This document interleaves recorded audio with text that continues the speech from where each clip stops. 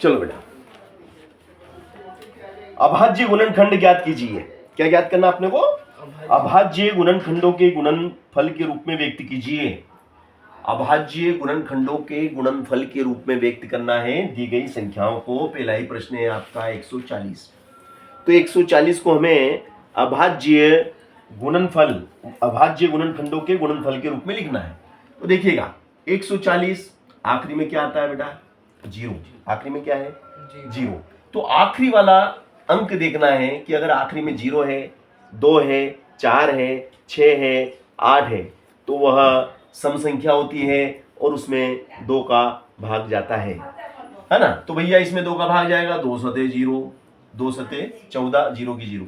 फिर 2 से 2 तिया 6, एक इसको दिया, 2 पंजे 10, एक इस पड़ोसी को दे दिया, 2 तिया 6, 6 7 में से 6 गया तो एक बचा, एक पड़ोसी को दे दिया, 2 पंजे 10। अब आखिरी में देखना है क्या है भैया? आखिरी में 5 है।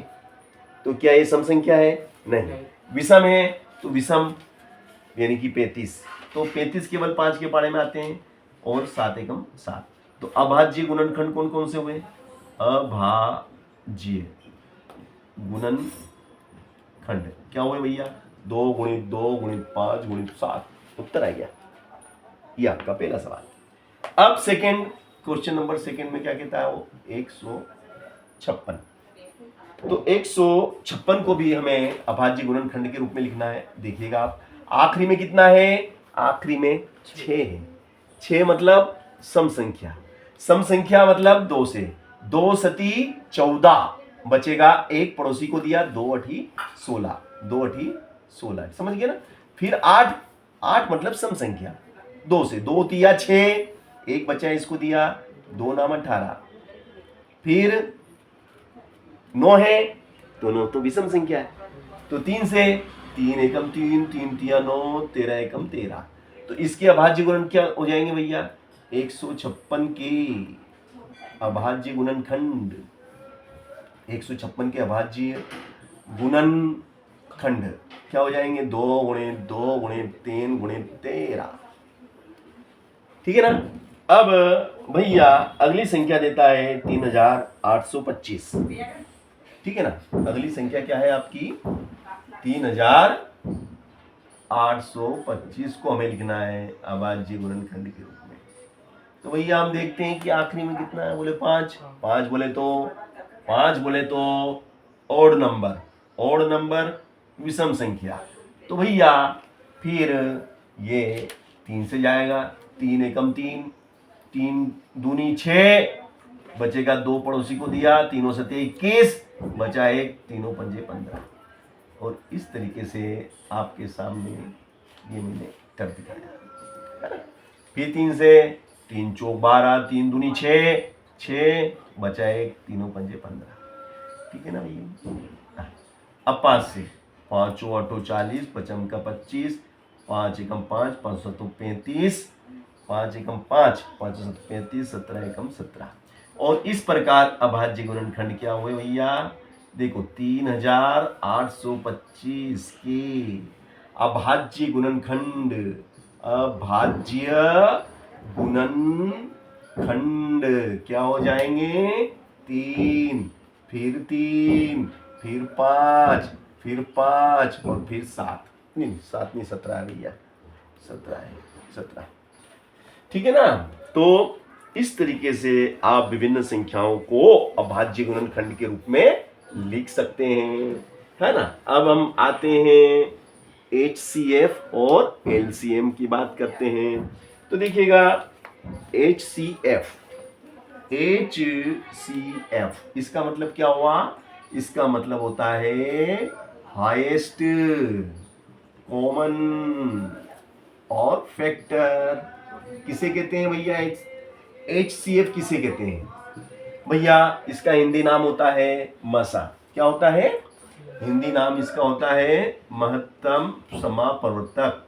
तो 2 या 2 से अधिक, 2 या 2 से अधिक, 2 या 2 से अधिक संख्याओं, 2 या 2 से अधिक संख्याओं का, 2 या 2 से अधिक संख्याओं का म स, 2 या 2 से अधिक संख्याओं का म स वह वह वह बड़ी से बड़ी, वह बड़ी से बड़ी संख्या, दो या दो से अधिक संख्याओं का मसा, वह बड़ी से बड़ी संख्या होती है, बड़ी से बड़ी संख्या होती है जिससे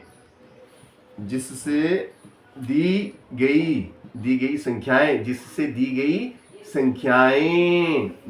गई संख्याएं पूरी तरह से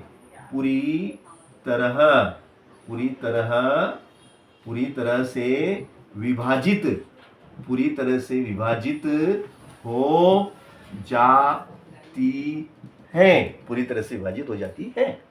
तो देखिएगा भैया, अब इसको एग्जाम्पल के साथ मैं आपको समझाऊंगा। जैसे इसने दिया 26 और 91, है ना, तो 26 और 91 का HCF हमें निकालना है। 26 और 91 का HCF हमें निकालना है, हाईएस्ट कॉमन फैक्टर, जिसको कि हम कहते हैं हिंदी में मासा। No problem. देखो 26 और इधर हो गया आपका 91, ठीक है ना। तो भैया 26 सम संख्या है, 2 से जाएगा, 2 एकम 2, 2 तिया 6, 13 एकम 13। ये भैया आपका 7 से जाएगा, 7 एकम 7 बचेंगे, 2 इसको दिए, 7 तिया 21, सॉरी 7 तिया 21। अब 13 से जाएगा, 13 एकम 13। अब हम क्या देखते हैं, हम देखते हैं कि 26 के गुणनखंड कौन कौन से हुए। 26 के गुणनखंड हुए 2 गुणित 13, और 91 के गुणनखंड क्या हुए, 7 गुणित 13। तो भैया आपका जो मसा है वो कितना आया, जो दोनों में कॉमन है वही आपका।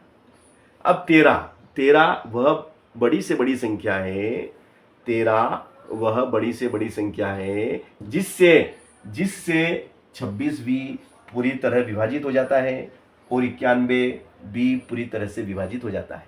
26 का पाड़ा बोलो, सॉरी 13 का 26 में भाग लगाओ, तो देखो 26 में 13 का भाग लगाओ, 13 दूना 26, पूरी तरह विभाजित हो गया। अब 91 में 13 का भाग लगाओ, 13 सते 91, पूरी तरह विभाजित हो गया। यानी कि 13 वह बड़ी से बड़ी संख्या है जो दी गई संख्याओं को पूरी तरह से विभाजित कर देती है, इसलिए 13 ही दी गई संख्याओं का HCF या मसा है, ठीक है ना। तो अब अगला प्रश्न लेते हैं इसी क्रम में इसने अगला प्रश्न क्या दिया है, 510 और 92, 510 और 92 का आपको क्या निकालना है, HCF। डोंट वरी, देखिएगा 510 को पहले हम 2 से देंगे क्योंकि आखिरी में 0 है। 2 दूनी 4, 1 इसको दिया, 2 पंजे 10, 1 इसको दिया, 2 पंजे 10। अब हम क्या से देंगे, 3 से। 3 अठे 24, 3 अठे 24, 1 बचा, 3 पंजे 15। अब हम क्या से देंगे, 5 से। 5 एकम 5, 5 तो 35, 17 एकम 17। अब 92 की बात करें तो हम 2 से देंगे, 2 चौक 8, 2 चौक 8, 1 इसको दिया, 2 छंग 12, 2 दूनी 4, 2 तिया 6, और 23 एकम 23। तो भैया 510 और 92 के टुकड़े क्या हुए, तो 2 3 5 17, 2 3 5 17।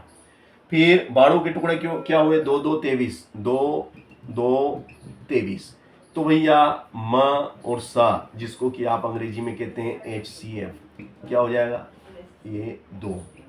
फिर और कुछ है क्या कॉमन जो दोनों में दिख रहा है आपको कि भैया ये चीज कॉमन है, नहीं, सिर्फ 2 ही वह संख्या है जो दी गई संख्याओं को पूरी तरह विभाजित कर देती है, ठीक है ना। तो इन संख्याओं का मसा कितना आया, 2 आया, ठीक है। चलिएगा अब इसके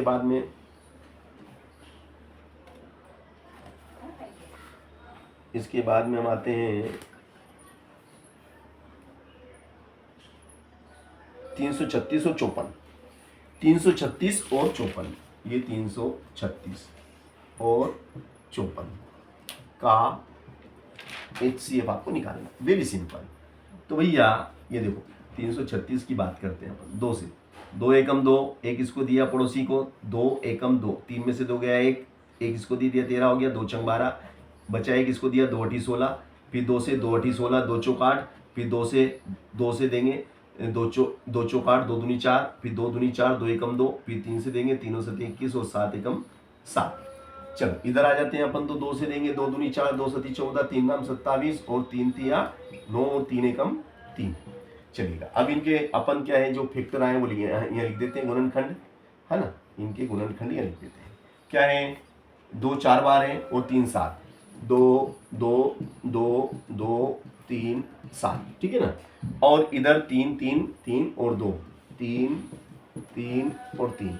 तो भैया आपका जो मसा है, जो HCF है, वो क्या हो जाएगा, ये 3 इसमें भी है ना, और ये 2 इसमें भी है, तो क्या हो गया भैया 6 आपका HCF। यानी कि 6 ही वह बड़ी से बड़ी संख्या है, 6 ही वह बड़ी से बड़ी संख्या है जो 336 और 54 को पूरी तरह विभाजित कर देती है, ठीक है ना। तो ये बहुत बढ़िया प्रश्न था। हेलो, आवाज नहीं। चलिएगा, अगला प्रश्न है हमारा LCM। अब हम बात कर रहे हैं LCM। LCM को हिंदी में कहते हैं लसा। लसा, तो लसा क्या है, 2 या 2 से अधिक संख्याओं, 2 या 2 से अधिक, 2 या 2 से अधिक संख्याओं, 2 या 2 से अधिक संख्याओं का, 2 या 2 से अधिक संख्याओं का लसा वह छोटी से छोटी संख्या होता है, वह छोटी से छोटी संख्या होता है जो जो दी गई संख्याओं से पूरी तरह विभाजित हो सके। ये आपका लस का डेफिनेशन मैंने आपको लिखाया। फॉर एग्जाम्पल ये दे रखा, देखो अपने को किताब में दे रखा है 12 15 21, 12 15 21 का LCM याद करो, LCM याद करो। ये कहता है कि भैया 12 15 21 का LCM याद कीजिए, डोंट वरी, बिल्कुल आपको निकाल के दिखाएंगे हम। तो 12 15 21 का LCM,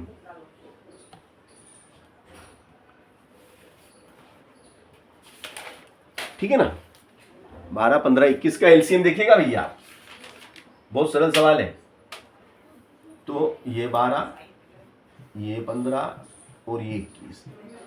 सबसे पहले 2 से, 2 छंग 12, 2 के पाड़े में 15 नहीं आते, 2 के पाड़े में 21 नहीं आते, 2 तिया 6, 15 भी नहीं आते और 21 भी नहीं आते भाई साहब। फिर 3 से, 3 एकम 3, 3 पंजे 15, 3 सते 21।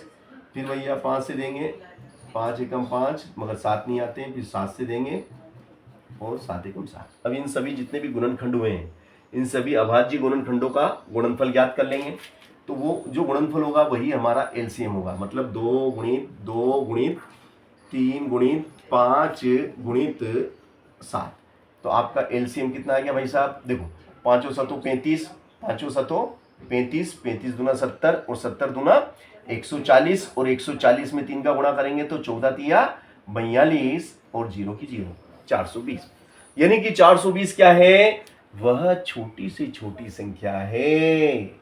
420 क्या है, वह छोटी से छोटी संख्या है जिसमें 12 का भी पूरा पूरा भाग चला जाता है, जिसमें 15 का भी पूरा पूरा भाग चला जाता है, जिसमें 21 का भी पूरा पूरा भाग चला जाता है। तो ये हम जांच करके देखते हैं जाता है कि नहीं जाता है। तो देखिएगा 420, 12 तिया 36।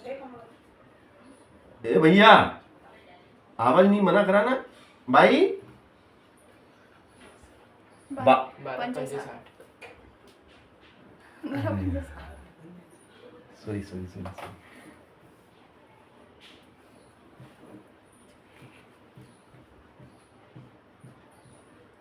15 का भी देखो, 15 30, 15 दूना 30, 30 36 का 15 दूनी 30, 36 नहीं।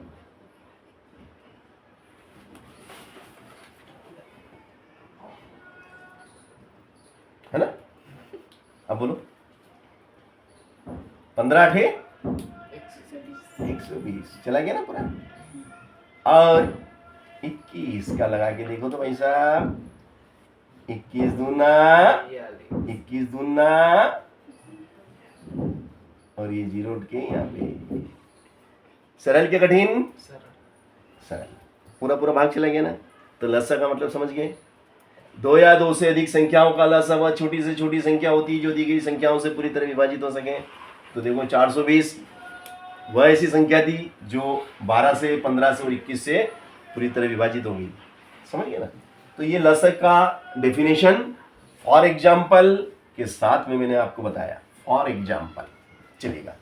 नेक्स्ट क्वेश्चन इसी क्रम में हम लेते हैं और अगला प्रश्न है हमारा 8 9 25। 8 9 और 25 का हमें क्या निकालना है?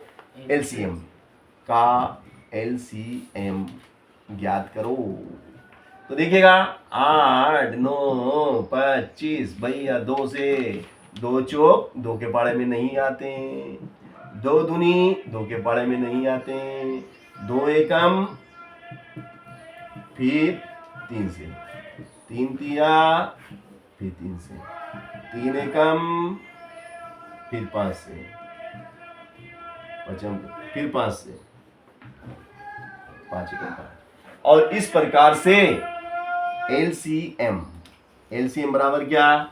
2 2 2 2 2 2 3 3 5 5 3 3 5 5 2 दूनी 4 4 2 दूनी 4 4 दूनी 8 8 पंजे 40 40 पंजे 200 है ना। 40 पंजे 200 2 तिया 6 6 दूनी 12 और 2 जीरो 1200 उत्तर आ गया इसका। एलसीएम 1200। ठीक है ना। तो भैया अब सवाल नंबर दूसरा मैं आपको करने को देता हूँ। पहला और तीसरा मैंने कर दिया, दूसरा मैंने छोड़ दिया। ये दूसरा बीचों बीच का ये आप करेंगे, नहीं आएगा मैं बताऊंगा। डोंट